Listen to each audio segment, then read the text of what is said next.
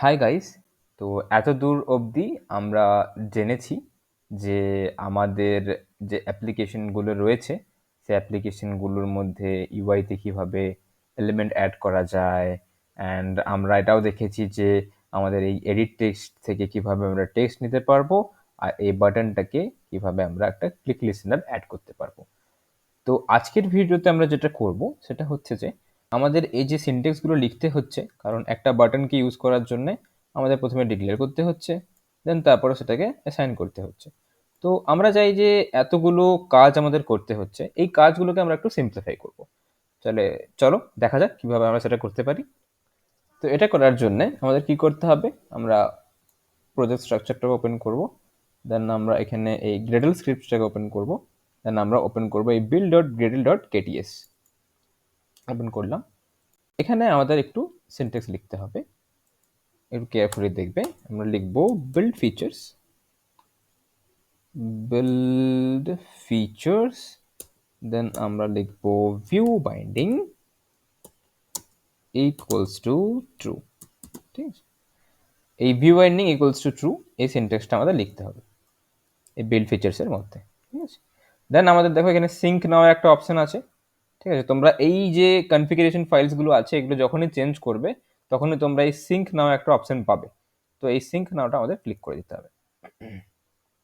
এটা একটু সময় নেবে, then it will sync our project with those changes.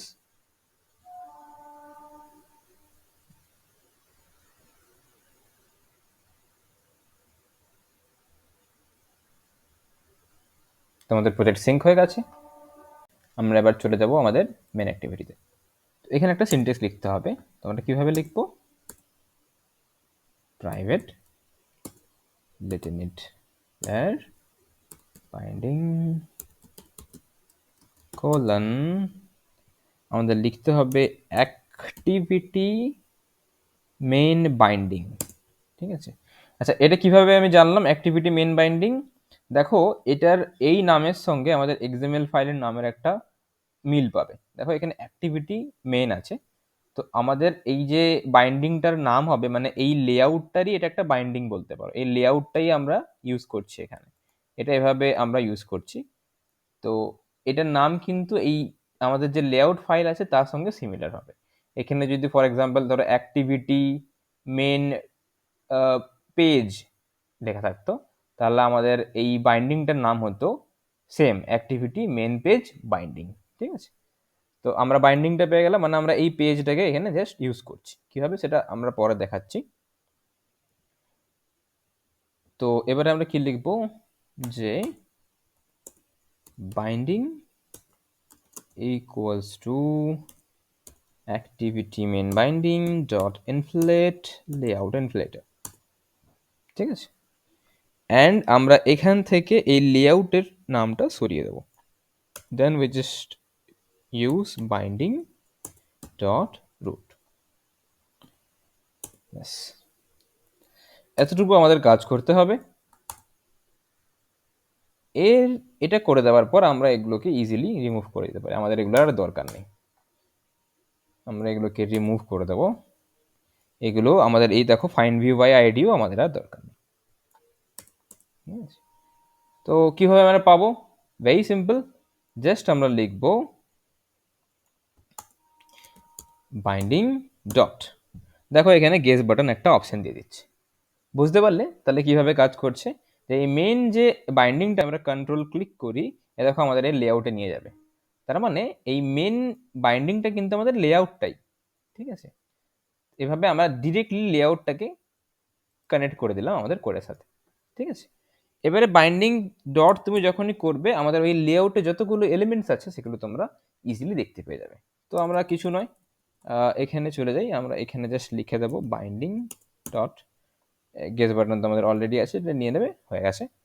দেন আমরা এই ইনপুট নাম্বারের জায়গায় কি করব, এটা সরিয়ে দেবো, দেন আমরা সরিয়ে লিখব বাইন্ডিং ডট কন্ট্রোল স্পেস। যদি যদি ধরো সাজেশনস না আসে তোমরা কন্ট্রোল স্পেস ইউজ করতে পারো। এখানে দেখো এডিট টেক্সটটা আসছে, guess user guest number edit text, click করে দেবো, দ্যাটস ইট, ডান, হয়ে গেল। এবার চলো তোমাদের আমি অ্যাপ্লিকেশনটা রান করিয়ে দেখিয়ে দিই।